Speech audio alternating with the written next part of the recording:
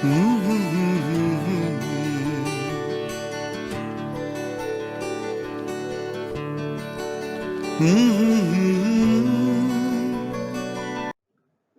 To my channel বেনকেম এডি। জৈবযোগের এর আগে আমরা দুটো পর্ব নিয়ে আলোচনা করেছি। সেই দুটো পর্বে ক্যাটিনেশন ধর্ম, কার্বনের চতুর্যোজ্যতা, কার্যকরী মূলক এবং জৈবযোগের প্রাথমিক ধারণা নিয়ে আলোচনা হয়েছে। আজকের পর্বে আমরা সমবায়বতা, সমগণীয় শ্রেণী এবং সবচেয়ে গুরুত্বপূর্ণ যেটা জৈবযোগের আইইউপিএসি নামকরণ নিয়ে আলোচনা করেছি। আগের পর্বের লিঙ্ক ডিসক্রিপশন বক্সে দেওয়া আছে। চলো আজকের পর্ব যে পড়া নিয়ে আছে সেগুলো নিয়ে আমরা শুরু করি। আজ আমরা শুরু করব সমবায়বতা নিয়ে। ব্যাপারটা কি না, অনেক সময় আমরা একাধিক অণুকে পাচ্ছি যাদের আণবিক সংকেতটা এক তো পাচ্ছি, কিন্তু তাদের গঠন এবং ধর্ম আমরা আলাদা আলাদা পাচ্ছি। এই গঠন ও ধর্ম আলাদা এইরূপ দুই বা ততোধিক যে যৌগগুলো আমরা পাচ্ছি তাদেরকে আমরা পরস্পরের সমাবয়ব বা আইসোমার বলছি, এবং এই ঘটনাটাকে আমরা বলছি সমাবয়বতা। তো এই যে সমাবয়বতা বলছি, এটা বিভিন্ন ধরনের হতে পারে। আমরা প্রধানত গঠনগত সমবায়বতা পড়ব। ত্রিমাত্রিক সমবায়বতা হতে পারে, অর্থাৎ ত্রিমাত্রিক দেশে একটা যৌগের পরমাণুর যে বিন্যাস ভিন্ন হওয়ার জন্য সমবায়বতা সৃষ্টি হতে পারে, যেটা তোমরা উঁচু ক্লাসে গিয়ে পড়বে। গঠনগত সমবায়বতা বলতে দুটি যৌগ, ন্যূনতম দুটি বললাম, একাধিক দুইয়ের বেশিও হতে পারে, দুটি যৌগের একই আণবিক সংকেত থাকা সত্ত্বেও তাদের যে গঠন সংকেত সেটা বিভিন্ন। ফলস্বরূপ ভৌত ও রাসায়নিক ধর্মের মধ্যে আমরা একটা পার্থক্য খুঁজে পাই।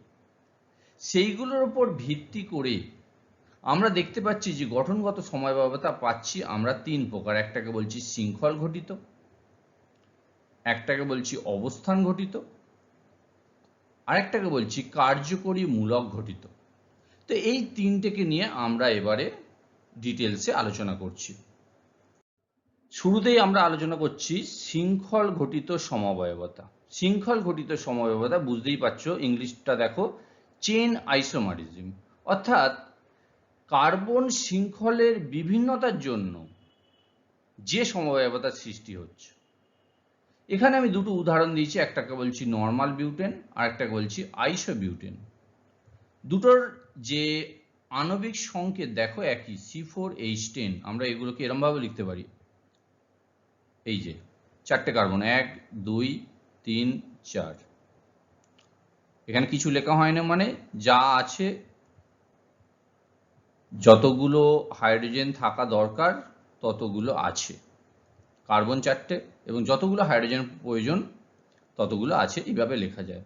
আরেকটা হচ্ছে যেটা এই অণুটাকে দেখিয়েছি, সেই অণুটাকে তুমি এইভাবে লিখতে পারো 1 2 3, আর একটা হচ্ছে এইরকম 1 2 3, আর একটা এইখানে কি আছে, CH3 আছে, CH3 CH3, এইখানে একটা H তো থাকবেই, আর এখানে আর একটা CH3।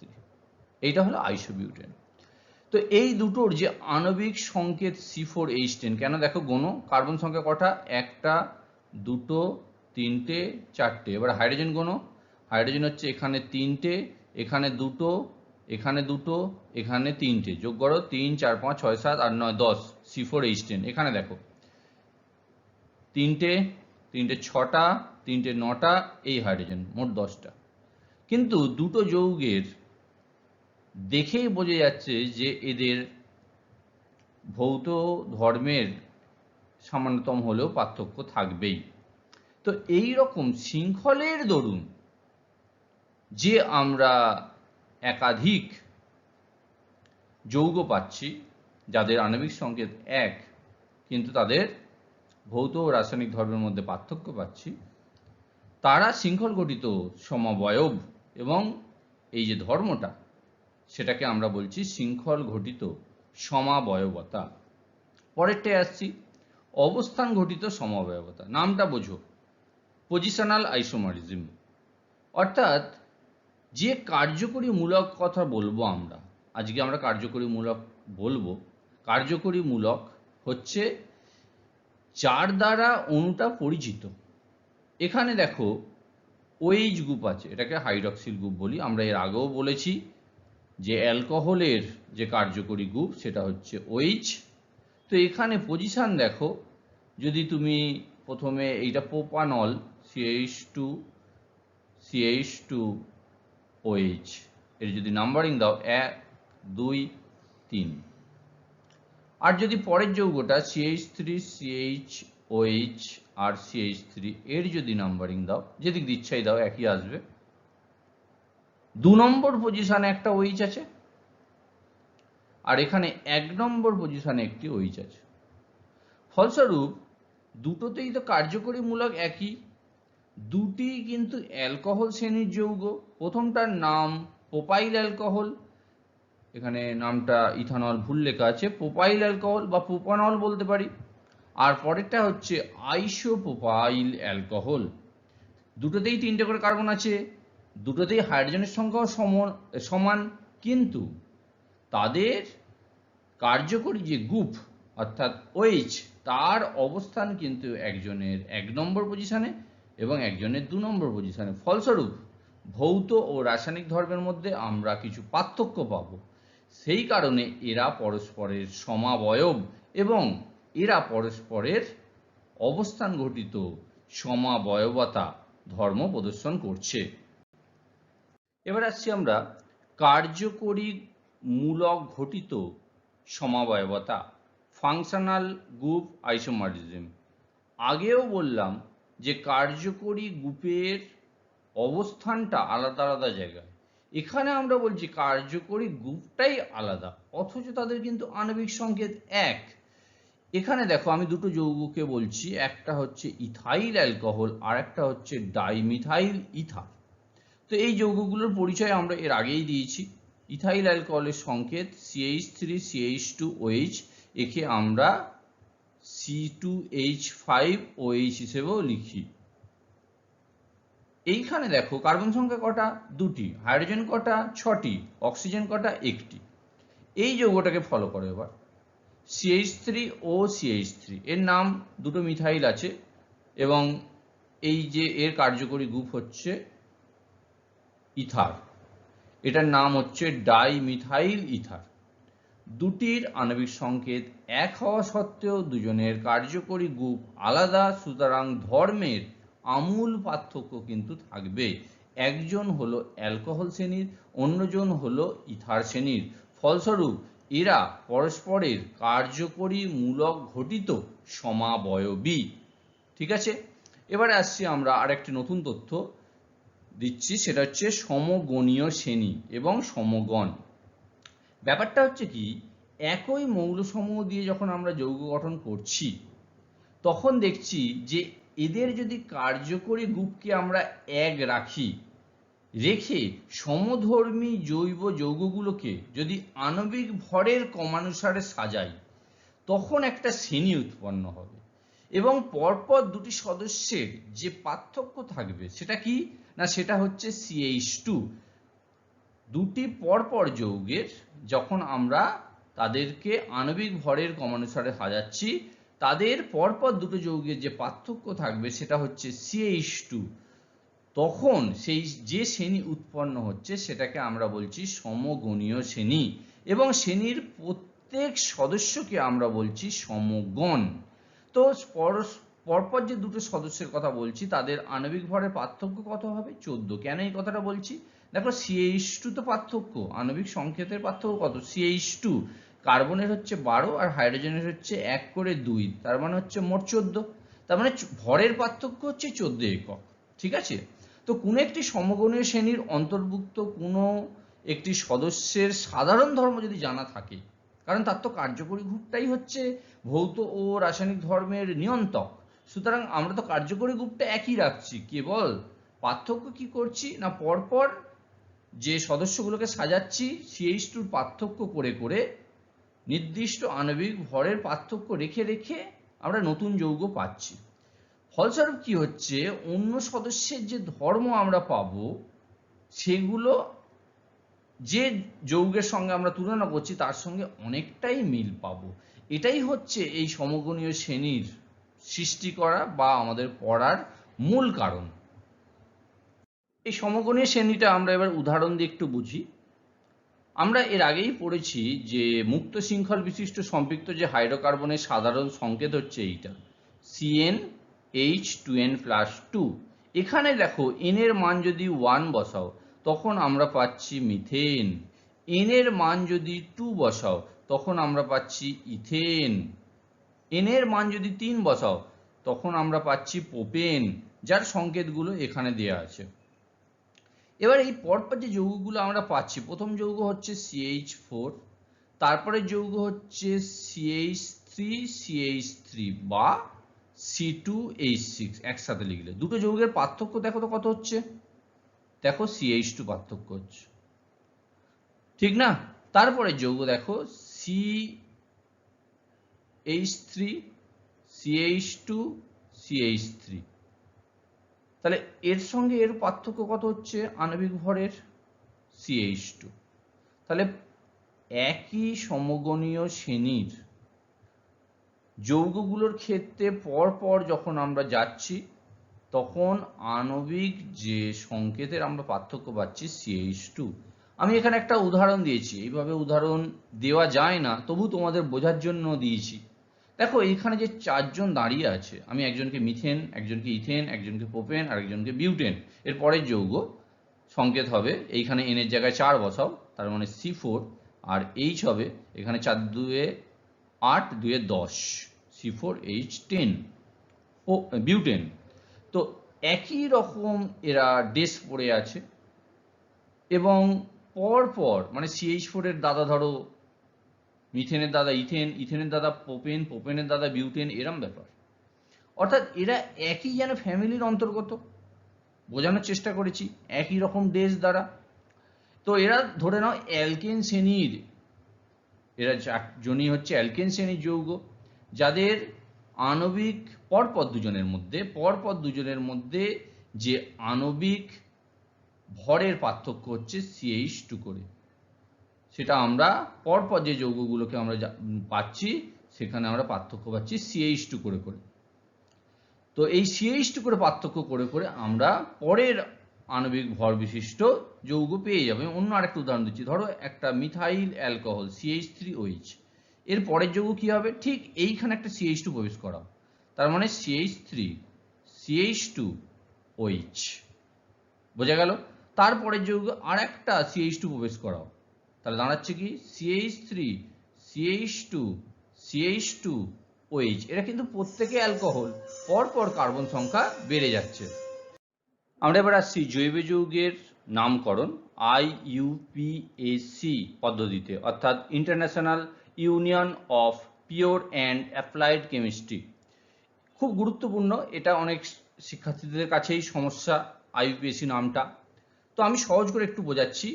নামকরণ করার জন্য আমাদের দুটো অংশের কথা ভাবতে হবে। প্রথম অংশ হচ্ছে যেটাকে শব্দমূল বা ওয়ার্ড রুট বলছি, সেটা কার দ্বারা নিয়ন্ত্রণ করা হচ্ছে না, শব্দমূল বলতে কার্বন শৃঙ্খলে কটা কার্বন পরমাণু আছে এবং সেই সম্পর্কিত নাম। যেমন ধরো আমি এদিকে দেখিয়েছি, কার্বন সংখ্যা যদি 1 হয় তাহলে যুক্ত হবে মিথ, বাংলায় হলে ময়সী থ, ইংলিশে হলে METH। এখানে একটা কথা বলি, আমরা IUPAC নামটা ইংলিশ ব্যবহার করে পড়ব, তাতে আমাদের বুঝতে সুবিধা হবে। যদিও তোমরা বাংলায় লিখতেই পারো বা লিখবে, কিন্তু বোঝার সময় ইংলিশটা দিয়েই বোঝো, তাতে বোঝাটা পরিষ্কার হবে। কার্বন সংখ্যা যদি 2 হয় তাহলে হবে ইথ, কার্বন সংখ্যা 3 হলে প্রোপ, কার্বন সংখ্যা 4 হলে বিউট, কার্বন সংখ্যা 5 হলে পেন্ট। তো এইভাবে আরো আছে, 6 হলে হেক্স, 7 হলে হেপ, 8 হলে অক্ট, 9 হলে নন, 10 হলে ডেক। তো আমাদের 5 পর্যন্ত মনে রাখলেই কাজ চলে যাবে, সেই জন্য আমি এখানে 5 পর্যন্তই করে তোমাদের দেখিয়েছি। তাহলে দাঁড়ালো কি, নামের যার নামকরণ করতে হবে তার দুটো অংশ। প্রথম অংশটা কিসের থেকে পাবো আমরা, না কার্বন সংখ্যা কটা আছে, কটা কার্বন সংখ্যা আছে সেইটা দেখে আমরা নামের একটা অংশ পাবো। সেটা এই 5টা মনে রাখলে তুমি তোমার মতো ব্যবহার করে ফেলবে। দ্বিতীয় যে অংশটা আছে, যেটা শেষ অংশ, যেটাকে আমরা শ্রেণী প্রত্যয় বা ক্লাস সাফিক্স বলছি। বুঝতেই পারছো, ক্লাস সাফিক্স মানে হচ্ছে শেষে যুক্ত ক্লাস, মানে যে অংশটা সেই যৌগটার পরিচিতি দেবে, মানে কার্যকরী গ্রুপ। শ্রেণী প্রত্যয় বলতে যে কার্যকরী গ্রুপ উপস্থিত তার সম্পর্কিত তথ্যযুক্ত জিনিস সংযুক্ত হবে কার সাথে, না শব্দমূলের সঙ্গে। কারণ আগে তো শব্দমূল যোগ করেইছি, এবারে কি আসবে না কার্যকরী গ্রুপকে পরিচয় দেওয়ার জন্য যে অংশটা আসছে সেটা এখানে যুক্ত হবে, হেলে সম্পূর্ণ আমরা নামটা পাবো। শুরুতেই আমরা আসছি সম্পৃক্ত হাইড্রোকার্বন। আমরা এর আগেই বলেছি CnH2n+2 মানে কে সম্পৃক্ত। কোন একটা যৌগকে দেখে তুমি বুঝবে কি করে যে যৌগটা সম্পৃক্ত? তোমাকে এই ফর্মুলা অনুযায়ী যদি মিলে যায় তাহলে সে সম্পৃক্ত, যদি অন্য ফর্মুলা দিয়ে মেলে, মানে অসম্পৃক্ত হাইড্রোকার্বনের জন্য অন্য ফর্মুলা আছে, সেই অনুযায়ী তুমি বুঝে যাবে যে যৌগটা সম্পৃক্ত না অসম্পৃক্ত। তো যাই হোক, তুমি বুঝে গেলে যে এরা সম্পৃক্ত যৌগ, তাদের নামকরণ করা হচ্ছে। আমরা একটু আগেই সমগণীয় শ্রেণী পড়লাম, মিথেন, ইথেন, প্রোপেন, এই নামগুলো কি করে আসছে সেটা তোমাকে বোঝাচ্ছি এবার। তো সম্পৃক্ত হাইড্রোকার্বনের জন্য কার্বন শৃঙ্খলে যে কার্বন পরমাণু সংখ্যা আছে তার প্রথম অংশ লেখার পর, প্রথম অংশ লেখা বুঝতেই পেরেছো, একটু আগেই বললাম। কার্বন সংখ্যা 1 হলে মিথ, কার্বন সংখ্যা 2 হলে ইথ, 3 হলে প্রোপ, 4 হলে বিউট, 5 হলে পেন্ট। একটু আগেই বললাম যে নামের প্রথম অংশ যেটা হচ্ছে ওয়ার্ড রুট, তো সেটা আমরা পেয়ে গেলাম কার্বন সংখ্যা কটা সেই অনুযায়ী। এরপরে অ্যালকেনের যে ক্লাস সাফিক্স, মানে অ্যালকেনকে পরিচয় যে দেবে, অ্যালকেনকে পরিচয় দেবে কে, না ইন বা ANE, ইন, তাহলে সেইটা যুক্ত হবে। তাহলে বোঝো, যদি C সমান 1 হয় এবং যে হাইড্রোকার্বনটা CH4, তাহলে নাম কি হচ্ছে মিথ প্লাস অ্যালকেনের শ্রেণী প্রত্যয় কি ইন, তাহলে দাঁড়ালো কি মিথেন। এখানে কথাটা আরেকটা বলি, এই শুরুতেও কিন্তু স্মল লেটার হবে, ক্যাপিটাল নয়। পরেরটা ethane, eth plus ane, ethane. Prop plus ane, propane. পরেরটা যখন C4H10 হবে, নাম কি হবে বিউটেন। কেন, দেখো এই যে বিউট যুক্ত এন, বিউটেন। পেন্ট যুক্ত এন, পেন্টেন। এইভাবে নামটা হচ্ছে আমাদের। তাহলে অ্যালকেন শ্রেণীর মনে রাখতে হবে আমাদের যে কার্যকরী গ্রুপ তথা তাদের যে ক্লাস সাফিক্স সেটা যুক্ত যেটা হচ্ছে ইন। অ্যালকেন শ্রেণীর যদিও আলাদা করে কোনো কার্যকরী গ্রুপ আমরা বলি না, এইভাবে দেখাতে পারো কিন্তু কোথাও দেখবে দেখায় না, কারণ ওটা হচ্ছে মাদার কম্পাউন্ড, ওর কার্যকরী গ্রুপ আর দেখানো হয় না। কিন্তু ওর নাম লেখার জন্য যে ক্লাস সাফিক্স তোমাদের মনে রাখতে হবে ইন, বাংলায় হলে ইন। আচ্ছা, বাংলাতে কিভাবে করলাম দেখো, বিউট, বিউট যুক্ত ইন, তাহলে সন্ধি করে দাও বিউটেন। এই যে টয় অ আর এ একা হলো, হ্যাঁ, 10। তো এর পরের যৌগে আমরা আসছি এবার আসছি আমরা অ্যালকিল গ্রুপের নামকরণ। এর আগেও আমরা বলেছি, তাও এবারে নামটা আরো ভালো করে একটু বুঝিয়ে দিই। অ্যালকিল গ্রুপ কিভাবে সৃষ্টি হয়েছিল বলেছিলাম, না অ্যালকেন থেকে একটা এইচ বাদ দিলে যেটা হয় তখন সেটা হয়ে যাচ্ছে অ্যালকিল। অ্যালকেনের সাধারণ সংকেত হচ্ছে CnH2n+2, তা থেকে একটা এইচ বাদ দিলে দাঁড়াচ্ছে এইটা, মানে CnH2n+1, যেখানে n একটি ধনাত্মক পূর্ণ সংখ্যা, 1 2 3 4 ইত্যাদি। তো অ্যালকেনের শেষ এন যেটা আছে সেইটা বাদ গিয়ে ওয়াইএল যুক্ত হবে, তখন হবে অ্যালকিল। দেখো ব্যাপারটা, ALKANE এইটা পেলাম, তার শেষ ANEটা বাদ হয়ে গেল, যুক্ত কি হচ্ছে YL, ফলস্বরূপ কি পাচ্ছি আমরা ALKA, কে ভুল বললাম, ALKYL অ্যালকিল। তাহলে দেখো মিথেন, আমি ইংলিশ দিয়ে বোঝাই, METHANE, ঠিক। এর কালারটা আমি পাল্টে নিচ্ছি যাতে তোমাদের বুঝতে সুবিধা হয়। AN বাদ দাও, YL যোগ করো, তাহলে দাঁড়াচ্ছে কি METHYL, মিথাইল। তারপর একটা যদি CH3CH2 বলি, তাহলে ইথাইল, ETHYL, ইথাইল।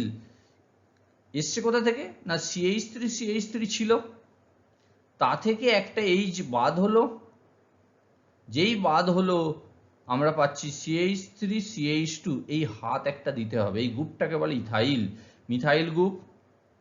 এইটা ইথাইল গ্রুপ, এইটা প্রোপাইল গ্রুপ, এইটা, এইভাবে গ্রুপগুলো বলছি। তাহলে নাম কি হচ্ছে, শেষের ANEটা অ্যালকেনের যে ক্লাস সাফিক্স সেইটা ANEটা বাদ যাচ্ছে, বাদ গিয়ে কি যুক্ত হচ্ছে YL, সেই জন্য অ্যালকিল বলছি। অ্যালকিল গ্রুপকে সাধারণত আমরা লিখি এইভাবে আর, এই আর যা ইচ্ছা হতে পারে, মানে ধরো এই যে CH3 এটাও একটা অ্যালকিল গ্রুপ, বোঝা গেল কথাটা। তো আর হিসেবে আমরা অ্যালকিল গ্রুপকে প্রকাশ করি, কোথা থেকে এসছে না RH থেকে। অ্যালকেনকে আমরা সাধারণত প্রকাশ করি RH দিয়ে, তাহলে এইচটা সরে গেল, এই হলো আর। আমরা অনেক ক্ষেত্রে ব্যবহার করব অ্যালকিল গ্রুপকে আর, মানে একটা এইচ সরে গেলে যে গ্রুপটা পাচ্ছি সেটা হচ্ছে অ্যালকিল। যখন কার্বন সংখ্যা 1, তখন মিথেন থেকে উৎপন্ন হচ্ছে বলে মিথাইল, ইথেন থেকে উৎপন্ন হলে ইথাইল, প্রোপেন থেকে উৎপন্ন হচ্ছে বলে প্রোপাইল। এইভাবে অ্যালকিল গ্রুপগুলোর আমরা নামকরণ করছি। এবার আসছি অ্যালকিন। অ্যালকিনের যে কার্যকরী গ্রুপ, আমরা এর আগেই বলেছি যে দ্বিবন্ধন, কার্বন কার্বনে দ্বিবন্ধন থাকবে, ন্যূনতম একটি দ্বিবন্ধন তো থাকতেই হবে, অর্থাৎ দুটো কার্বন থাকতে হবে, কারণ দুটি কার্বন ছাড়া একটি দ্বিবন্ধন তৈরি সম্ভব নয়। মানে এখানে যে সাধারণ সংকেত অ্যালকিনের CnH2n, এখানে কিন্তু n এর মান, এখানে কিন্তু n এর মান 2 থেকে শুরু, 2 3 4 ডট ডট ডট। সুতরাং সবচেয়ে সরলতম অ্যালকিন হবে C2H4, এই যে CnH2n এ আমি n এর জায়গায় 2 বসিয়ে যেটা পাচ্ছি। এবারে আমরা নামে আসি। আচ্ছা, এখানে আরেকটা কথা বলে দিই, এটা নিয়ে আবার পরে আলোচনা করব যখন আমরা এরপরে অ্যালকিন আর অ্যালকিন নিয়ে পরের পার্টে আমরা ভিডিও দেবো, তখন আমরা কেন একে অলিফিন বলা হয়, কেন অ্যালকেনকে প্যারাফিন বলা হয়, সেগুলো নিয়ে আরও ডিসকাস করব। আগের পর্বের লিঙ্ক ডিসক্রিপশন বক্সে দেওয়া আছে। আর এই যে জৈব যৌগ পড়ছি, এদের আগের ভিডিও তোমরা যদি দেখতে চাও তো উপরে থাকা যে আই বাটনটা আছে সেটা টাচ করলেই তোমরা দেখতে পেয়ে যাবে। আচ্ছা, এবারে ক্লাস সাফিক্স হিসেবে আমরা অ্যালকিনের জন্য আমরা কি যোগ করছি না ইন, ENE, বাংলায় হচ্ছে হস্যই দন্তের ন।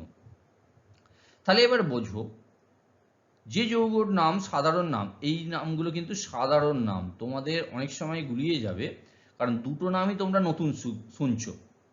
ইথিলিনের IUPAC নাম, ইথিলিন হচ্ছে C2H4, যার IUPAC নাম হচ্ছে ইথিন। কিভাবে আসছে না, কার্বন সংখ্যা 2 বলে, কার্বন সংখ্যা 2 বলে ইথ আসছে। আর অ্যালকিনের যে শ্রেণীপ্রত্যয় ক্লাস সাফিক্স সেটা কি না ইন, ফলস্বরূপ দাঁড়াচ্ছে কি ইথিন, ETHENE, বাংলায় হস্যই থয় হস্যই দন্তের ন। কোথা থেকে আসছে না ইথ যুক্ত ইন, দাঁড়াচ্ছে কি ইথিন। পরেরটা প্রোপ যুক্ত ইন, প্রোপিন। তারপরটা বিউট যুক্ত ইন, বিউটিন। তাহলে দাঁড়াচ্ছে কি ওয়ান রুট, মানে যেটা কার্বন সংখ্যা থেকে আমরা পাচ্ছি তার সঙ্গে যুক্ত হচ্ছে ইন, সেই অনুযায়ী নামটা হবে। তাহলে দাঁড়ালো কি কার্বন সংখ্যা 2, ইথিন কার্বন সংখ্যা 3, প্রোপিন কার্বন সংখ্যা 4, বিউটিন। এবারে যখন দ্বিবন্ধনের সংখ্যা একাধিক হবে তখন তাদের আবার অবস্থান বলতে হয়।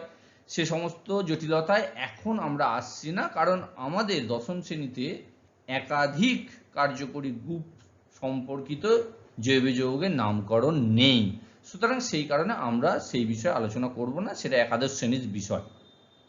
এবার আসছি আমরা অ্যালকাইন, অর্থাৎ কার্বন কার্বনের ত্রিবন্ধন বর্তমান, যেটাকে আমরা কার্যকরী গ্রুপটাকে আমরা এইভাবে দেখাতে পারি C++C। তো এদের যে রাসায়নিক সংকেত, সাধারণ সংকেত হচ্ছে CnH2n-2, 2টা এখানে চলে এসছে, H2n-2, এদেরকে অ্যালকাইন বলছি। তো এদের যে ক্লাস সাফিক্স যুক্ত হবে সেটা হচ্ছে আইন, YNE। তাহলে দুটো কার্বন হলে, অর্থাৎ অ্যাসিটিলিন সব থেকে সরলতম, এই কথাটাও খুব গুরুত্বপূর্ণ, সরলতম অ্যালকিন কোনটা, সরলতম অ্যালকাইন কোনটা, দ্বিতীয় সরলতম অ্যালকিন কোনটা, এই কথাগুলো প্রশ্নগুলো ভালো করে বুঝে রাখতে হবে, কারণ এই ধরনের ভাষা প্রয়োগ হয়। তো একে সাধারণভাবে C2H2 হিসেবেও লিখতে পারো। কার্বন সংখ্যা 2 থাকা, এই 2 থাকার জন্য কথাটা আসছে ইথ, এবং এই ট্রিপল বন্ড বা ত্রিবন্ধন থাকার জন্য অ্যালকাইনের যে ক্লাস সাফিক্স শ্রেণীপ্রত্যয় কি না YNE। ফলস্বরূপ এরা যুক্ত হয়ে হচ্ছে কি ইথাইন, ETHYNE, ইথাইন। তো এইভাবে যৌগগুলোকে আমরা পাচ্ছি। তাহলে 2 হলে ইথাইন, 3 হলে প্রোপাইন, 4 হলে বিউটাইন, এইভাবে আমাদের নাম ক্রমশ পেয়ে যাব। এবার আসছি অ্যালকোহল শ্রেণীর কিভাবে আমরা নামকরণ করব। অ্যালকোহল শ্রেণীর যে কার্যকরী গ্রুপ আমরা আগেই বলেছি হাইড্রক্সিল OH, এবং তার সাধারণ সংকেত আমরা ROH দিয়ে লিখি। আর কি না অ্যালকিল গ্রুপ, একটু আগেই বললাম। তো আর এর মান কি কি হতে পারে না কার্বন সংখ্যা ঘটিত যে অ্যালকিল গ্রুপ হবে সেগুলো, মানে সব থেকে সরলতম যে অ্যালকিল গ্রুপ CH3 হলে মিথাইল অ্যালকোহল এইভাবে আসবে। তো অ্যালকোহলের যে সাধারণ সংকেত আমরা ROH দিয়ে লিখি, যদি প্রাইমারি অ্যালকোহল লিখি তখন RCH2OH হিসেবে প্রকাশ করতে হয়। যাই হোক, এই কথাগুলো এখন তোমরা খুব একটা বুঝবে না, প্রাইমারি অ্যালকোহল কি সেকেন্ডারি অ্যালকোহল কি, তাও একটু প্রসঙ্গক্রমে এলো বলে দিলাম। তো এদের নামের শেষে অল, OL, অল ইংলিশে হচ্ছে OL, অল যুক্ত হবে। তো সাধারণ সংকেত CnH2n+1OH, কারণ এটা তো কিসের সংকেত, অ্যালকিল গ্রুপের, মানে একটু আগেই তো বললাম এটাকে কিভাবে লিখবো ROH। তাহলে আর মানে অ্যালকিল গ্রুপ, অ্যালকিল গ্রুপের সাধারণ সংকেত এইটা, আর OH হচ্ছে অ্যালকোহলের জন্য। তো এবার নাম কি করে করব, নামকরণ সেটা আমাদের জানতে হবে। অ্যালকেনের যে শেষ ইটা আছে, ফলো করো, অ্যালকেনের যে শেষ ইটা আছে, এই যে ইটা, সেই ইটা বাদ যাবে, বাদ গিয়ে অ্যালকোহল শ্রেণীর যে ক্লাস সাফিক্স OL যুক্ত হবে। বোঝো কথাটা খুব গুরুত্বপূর্ণ, এই পদ্ধতিগুলো ধরার জন্যই ইংলিশে করা, বাংলায় এইভাবে আমি বোঝাতে পারবো না, সুতরাং এটাকে তোমাকে ইংলিশেই বুঝতে হবে, তুমি প্রয়োজনে বাংলায় লিখতে পারো, বুঝে নাও ইংলিশে। তো অ্যালকেনের সাধারণ নাম, কার্বন সংখ্যা যখন 1 আসছে, মানে আমরা মিথাইল অ্যালকোহলের ক্ষেত্রে বলছি, তো কার্বন সংখ্যা 1 হওয়ার জন্য যে অ্যালকেনটা হয় তার নাম মিথেন। সেই মিথেনের শেষ যে ই সেটা বাদ গেল, বাদ গিয়ে কি যুক্ত হলো না OL, ফলস্বরূপ কি পাচ্ছি মিথানল। দেখো ইটা বাদ গিয়ে এই যে মিথান যুক্ত অল, মিথানল, মানে এটা এইভাবে এসছে বাংলায় মিথান যুক্ত অল। তাহলে দাঁড়ালো কি মিথানল। ইথাইল অ্যালকোহলের ক্ষেত্রে দেখো দুটো কার্বন, তাহলে যে অ্যালকেনটা পাবে ইথেন, সেই ইথেনের ইটা কাটো, কেটে ওয়েল যোগ করো, তাহলে দাঁড়ালো কি ইথানল। তিনটে কার্বন হলে প্রোপেন, সেই সিটা কেটে দাও, যুক্ত অল, তাহলে প্রোপানল। চারটে হলে বিউটানল, পাঁচটা হলে পেন্টানল, তাহলে অ্যালকানল। সাধারণ নামটা সাধারণ যে রিদিমটা বোঝার চেষ্টা করো, অ্যালকানল। এটা আমি এখানে লিখিনি, তাও বলে দিলাম, অ্যালকানল এর সাধারণ নাম এইভাবে তুমি মনে রাখতে পারো, অ্যালকানল। কার্বন সংখ্যা 1 মিথানল, কার্বন সংখ্যা 2 ইথানল। দেখো অ্যালকানল, রিদিমটা ফলো করো তবেই বুঝবে। এবারে আমরা আসছি অ্যালডিহাইড।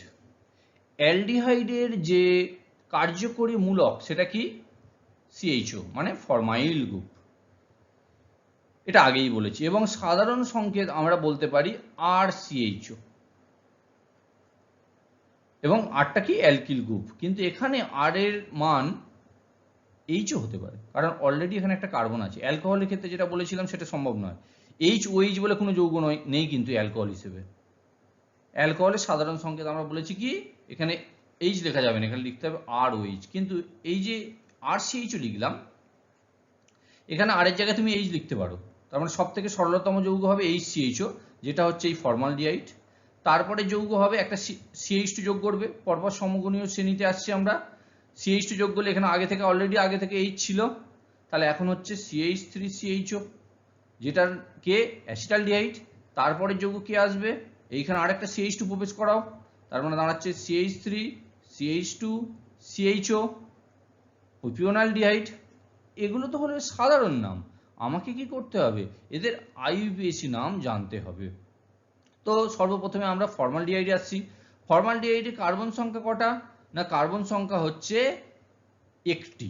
তো একটি কার্বনের জন্য নাম কি অ্যালকেনের, মিথেন, তার ইটা বাদ গেল, গিয়ে যুক্ত কি হচ্ছে এল, তাহলে দাঁড়ালো কি মিথানেল। মিথানেল, বা এরম ভাবে বলতে পারো মিথান যুক্ত এল, মিথানেল।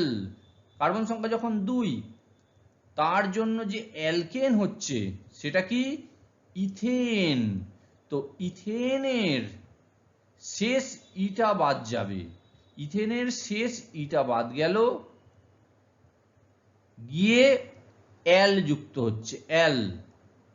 এটা একটু ভুল হয়েছে লেখা টাইপ করতে গিয়ে, ইথানেল, এটা এ, হ্যাঁ আবার একবার বলছি, এইটা এ, এল, এল যুক্ত হচ্ছে, তাহলে দাঁড়ালো কি মিথানেল। পরেরটা, এই যৌগটার ক্ষেত্রে তিনটে কার্বন, তিনটের জন্য কি আসবে বিউট, অ্যাকচুয়ালি বিউটেন, সেই বিউটেনের শেষ ইটা বাদ দাও, যুক্ত করো এল এল, দাঁড়াচ্ছে কি বিউটানেল। তাহলে সাধারণ নাম কি লিখতে পারি আমরা, অ্যালকানেল। আগেরটা কি বলেছিলাম, অ্যালকানল। তাহলে এইটা মনে রাখলে তোমাদের নামকরণের খুব সুবিধা হবে। অ্যালকোহলের ক্ষেত্রে বললাম অ্যালকানল, এবার কার্বন সংখ্যা যা, 1 হলে মিথানল, 2 হলে ইথানল, এখানে অ্যালডিহাইডের ক্ষেত্রে অ্যালকানেল। তাহলে কার্বন সংখ্যা 1 হলে মিথানেল, 2 হলে ইথানেল, 3 হলে প্রোপানেল, সাধারণ নাম অ্যালকানেল। রিদিমটা ফলো করো তবে তোমাদের এগুলো মনে থাকবে, ইন্টারেস্ট লাগবে, তবেই পরীক্ষায় পারবে। এবার আসছে কিটোন। কিটোনের কার্যকরী গ্রুপ আমরা বলি কিটো গ্রুপ। এই যে এটা হচ্ছে কিটো গ্রুপের পরিচয়, মানে এই গ্রুপটা থাকলে তুমি বুঝবে যে কিটোন শ্রেণীর যে কার্যকরী গ্রুপ সেটা আমরা বললাম। এটা এইভাবেও অনেক ক্ষেত্রে লিখতে পারো। হ্যাঁ, এইখানে কিন্তু অবশ্যই অ্যালকিল গ্রুপ আছে, মানে সব থেকে কিটোনকে প্রকাশ করার সঠিক যে পদ্ধতি সেটা হচ্ছে এইটা, যার কার্যকরী গ্রুপ হচ্ছে এই অংশটা। আর গুলো কিন্তু অ্যালকিল গ্রুপ, সেটা হতে পারে একই অ্যালকিল গ্রুপ, সেটা হতে পারে ভিন্ন ভিন্ন অ্যালকিল গ্রুপ, তাতে কার্বন সংখ্যা যেমন হবে সেই অনুযায়ী নাম হবে। এবারে আমরা নামকরণে আসছি। তো নামকরণের জন্য কি না, অ্যালকেনের একই কথা, অ্যালকেনের যে শেষ ই, এই যে শেষ ই, সেই ইটা বাদ গিয়ে কিটোনের যে ক্লাস সাফিক্স কি, এইটা মনে রাখো ওন, ও এনি, বাংলায় বলছি ও দন্তেন্য। তাহলে সবচেয়ে যে সরলতম কিটোন হবে সেটা কে, অ্যাসিটোন। কারণ কি বললাম না, এই যে সি ডবল বন্ড ও, এখানে তুমি সবচেয়ে ছোট যে অ্যালকিল গ্রুপগুলো দিতে পারবে কি কি, এইটা। তাহলে এটা কে, এটা তো অ্যাসিটোন, এই যে অ্যাসিটোন। তো অ্যাসিটোনের নাম কি হচ্ছে না, প্রোপেন। প্রোপেন, তিনটে কার্বন, সি সমান যেহেতু 3, তার জন্য যে অ্যালকেনটা আসছে প্রোপেন, সেই প্রোপেনের ইটা বাদ যাচ্ছে, প্রোপেনের ইটা বাদ গিয়ে ও এনই যুক্ত হয়েছে প্রোপানন। এরপরে ধরো আরেকটা যৌগ বলছি, এর এখানে তার মানে পরে এর যে পরের সমগণ তুমি কি করে লিখবে, তুমি যেদিকে ইচ্ছা, তোমার যেদিকে পছন্দ সেদিকে একটা CH2 প্রবেশ করলাম। কেউ এটাকে এইভাবেও লিখতে পারে, ভেবো না যে এদিকে প্রবেশ করালে হবে না, এরমও লিখতে পারে। তো এখানে 4টে কার্বন এসে গেছে। তো 4টে কার্বনের জন্য কি না, বিউটেন, বিউটেন, কিন্তু বিউটেন লিখলাম, ইটা লিখলাম না, প্লাস ও এনই, হ্যাঁ প্লাস ও এনই, এইটা শেষে যুক্ত করলাম। এখানে একটা ই ছিল সেটা লিখলাম না, তাহলে দাঁড়ালো কি, বিউটানোন। তাহলে সাধারণ নামটা কি, তোমাকে মনে রাখতে হবে অ্যালকানোন। এই কথাটা কিন্তু অনেক বইতেই লেখা থাকবে না, এবং এগুলোকে মনে রাখার একটা পদ্ধতি বলে দিই, এটাকে একটা টেবিল ফর্মে লিখে ঘুম থেকে যখন ওঠো, চোখ যে দেয়ালে সর্বপ্রথমে পড়ে সেই দেয়ালে একটা চার্ট করে টাঙিয়ে রাখতে হবে, রোজ সকালে ঘুম থেকে উঠেই একবার করে দেখতে হবে, তবে এটা তোমার মধ্যে রন্ধে রন্ধে প্রবেশ করবে। ভালো করে শেখার জন্য কোনো রকম না সন্দেহ, কোনো রকম না গুলিয়ে যায়, সেটা মনে রাখার জন্য এই পদ্ধতি কিন্তু মেনে চলো, ঠিক বুঝবেও, এবং এটা আপনা আপনি নিজের মধ্যে রক্ত হয়ে যাবে। তাহলে কিটোনের যে সাধারণ নাম বললাম আমরা অ্যালকানোন। এবার আমরা আসছি কার্বক্সিলিক অ্যাসিডের নামকরণ, যার কার্যকরী মূলকের যে সংকেত হচ্ছে COOH, যেটা হচ্ছে কার্বক্সিল গ্রুপ, এবং সাধারণ যে সংকেত আমরা প্রকাশ করি সেটা হচ্ছে RCOOH। আর অ্যালকিল মূলকও হতে পারে, হাইড্রোজেনও হতে পারে, কারণ কার্বক্সিল গ্রুপেই একটা কার্বন আছে। এই কার্বনটাকে নিয়েই কিন্তু কার্বন শৃঙ্খল তথা কার্বন সংখ্যা বিচার করতে হবে। নামকরণের নিয়ম হচ্ছে, অ্যালকেনের যে শেষ ইটা আছে এই শেষ ইটা বাদ যাবে, বাদ গিয়ে যে কার্বক্সিলিক অ্যাসিডের যে ক্লাস সাফিক্স কি, সেটা ওইক অ্যাসিড, এখানে একটু দেখো একটা গ্যাপ আছে, ওইক অ্যাসিড এর একটা গ্যাপ আছে। এর আগে আমরা যা বলেছি যখন আমরা নামকরণগুলো পড়ছি সব একটানা, এবং বলেইছি এর আগে যে স্মল লেটারে লিখতে হবে, ক্যাপিটাল নয়। একমাত্র এইখানে বলছি একটা গ্যাপ থাকবে, বাংলার ক্ষেত্রেও তাই, ওইক অ্যাসিড। এবারে দেখো সব থেকে সরলতম যে অ্যাসিডটা আমরা পাবো সেটা হচ্ছে HCOOH, কারণ আর এর জায়গায় H বসাচ্ছি। তো এর আমরা সাধারণ নাম জানি ফর্মিক অ্যাসিড। এর এবার IUPAC নাম বলছি কি না, মিথেন, একটা কার্বন, তো একটা কার্বনের জন্য অ্যালকেন কি মিথেন, তার যে শেষ ই, সেই ইটা বাদ দিলাম, এই ইটা বাদ চলে গেল, যুক্ত কি হচ্ছে ওইক অ্যাসিড। তাহলে দাঁড়ালো কি মিথানোইক অ্যাসিড। আমি কালারটাকে আলাদা করে বোঝানোর চেষ্টা করেছি যে কি যুক্ত হচ্ছে, তুমি তবে বুঝতে পারবে। এরপরে যখন কার্বন সংখ্যা 2 কার্বন সংখ্যা কি করে খোঁজো, 1 2, তার মানে এর জন্য যে কার্বনের জন্য যে শৃঙ্খল আসবে সেটা হলো ইথেন। সেই ইথেনের আবার ইটা বাদ যাবে, এই ই বাদ চলে গেল, তার সঙ্গে যুক্ত হচ্ছে ওইক অ্যাসিড, দাঁড়ালো ইথানোইক অ্যাসিড। তাহলে সাধারণ নামটা কি লিখতে হবে, অ্যালকানোইক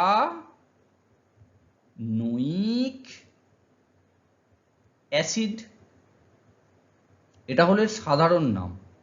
মানে বলতে চাইছি, যদি কার্বন সংখ্যা 1 হয় তাহলে অ্যালকা, মিথা, নয়িক অ্যাসিড, বোঝার চেষ্টা করো। মিথানোয়িক অ্যাসিড, কার্বন সংখ্যা 2। Ethanoic acid, অ্যালকানোয়িক acid. 3 হলে প্রোপানোয়িক অ্যাসিড, অ্যালকানোয়িক অ্যাসিড। এইভাবে নামটা আসছে, ঠিক আছে? খুব ভালো করে বোঝার চেষ্টা করো, তবেই এটা কিন্তু রপ্ত হবে, ঠিক আছে? এবার একটু আগেই বললাম যে মনে রাখার জন্য আমাদের একটা টেবিল ফর্মে সাজিয়ে এটাকে আমাদের প্রায় নিয়মিত লক্ষ্য রাখতে হবে, তবেই আমরা এটাকে রপ্ত করতে পারবো। সেই জন্য আমি টেবিলটা তোমাদের করে দিলাম। কার্যকরীমূলক হিসেবে যখন C++C পাচ্ছি, তার জন্য যে ক্লাস সাফিক্স যুক্ত করা হচ্ছে সেটা হচ্ছে ইন, এবং সাধারণ নাম অ্যালকিন। এই তিনটে কথা মনে রাখলেই কাজ চলবে, কারণ কার্বন সংখ্যা অনুযায়ী তো এই দিকের নামগুলো হবে। এই যে এদিকের IUPAC নাম যেটা বলেছি, সেটা তো কার্বন সংখ্যা কটা সেখান থেকে আসবে, কিন্তু তোমাদের এই টেবিলটায় কার্যকরী গ্রুপকে মনে রাখো, এবং তার যে গ্রুপ সাফিক্স মানে কোনটা যুক্ত হবে সেটা মনে রাখতে হবে। যেমন ট্রিপল বন্ড থাকলে আইন, সাধারণ নাম অ্যালকাইন। ওইস থাকলে অল যুক্ত হবে, সাধারণ নাম অ্যালকানল, যেটা আমি লিখে দিচ্ছিলাম সেটা এই টেবিলে করা আছে। তারপরে ধরো CHO থাকলে অ্যাল যুক্ত হবে, সাধারণ নাম অ্যালকানেল।